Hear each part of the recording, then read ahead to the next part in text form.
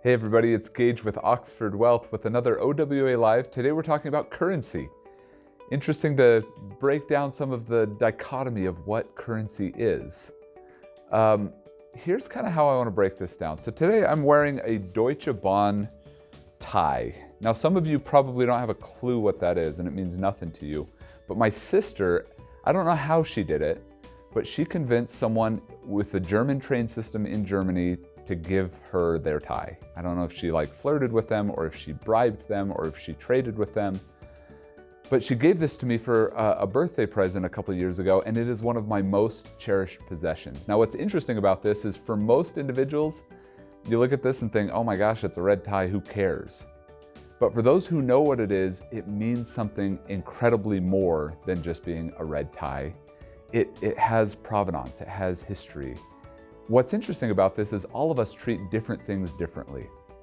Now, that may be kind of a broad statement here, but when we're talking about currency, the whole reason currency started was because people put different valuations on different things. And currency was supposed to be that bridge to try and help people identify equal value for different things that they saw, whether they were important or whether someone thought that they weren't that important. The first example that we have of currency is in the Mesopotamian era. They had the Mesopotamian Shekel. It's the oldest known currency that we have. It was stamped out pieces of rock and then later stamped out pieces of metal. They weren't like coins like we recognize them today. They go all the way back 5000 BC. So we're talking, this is a long time ago that humans decided we needed some kind of currency that we could actively, openly trade. What's interesting is as early as 650 to 600 BC, we started having mints.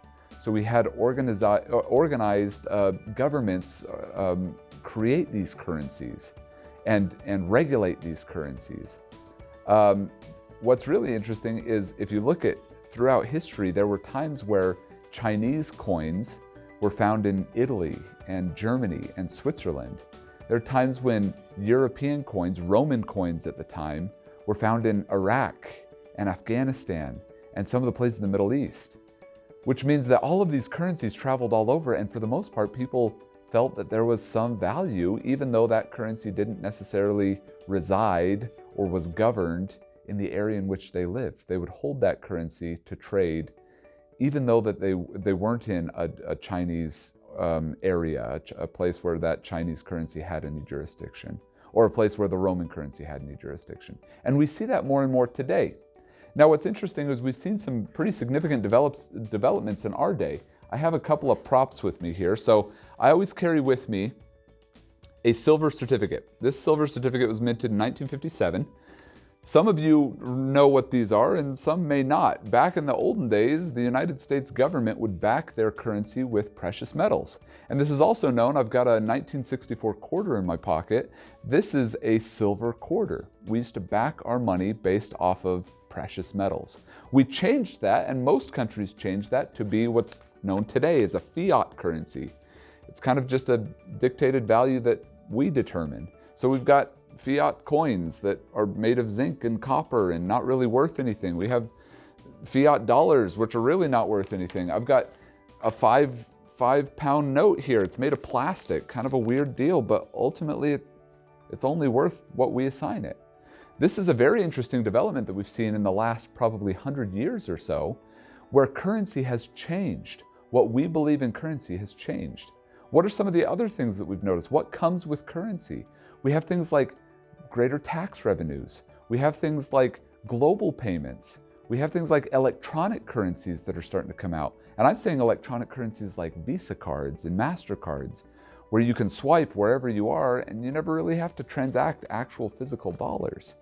And then some of you are probably chomping at the bit to say Bitcoin or Dogecoin or other Ethereum, all these other cryptocurrencies. This is kind of the new age of currency. Where do we go from here? We're not too sure. But ultimately, these currencies are going to be the bridge to assign value to things that we believe in or we don't necessarily believe in. This helps us to identify those values and to not have a bartering system like we had previously.